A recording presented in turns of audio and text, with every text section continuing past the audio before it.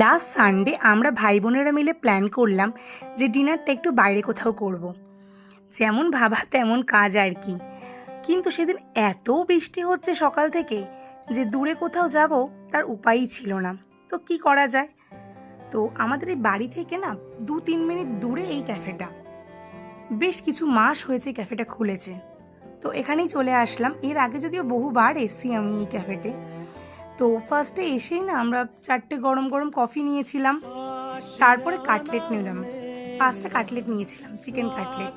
Price ছিল 100 rupees. এখানকার কাটলেটটা just দুর্দান্ত হয় খেতে। তারপরে আমরা গন্ধরাজ মোমো নিলাম। গন্ধরাজ মোমোটা একদম বেকার খেতে ছিল। তারপরে নিলাম চিকেন চাউমিন আর এগ মোগলাই। দুটোই বেশ ঠিকঠাক ছিল। প্রাইস ছিল হচ্ছে ওই 70 or 80 এর মধ্যেই। তো যাই হোক, ডিনারটা সেদিন বেশ ভালোই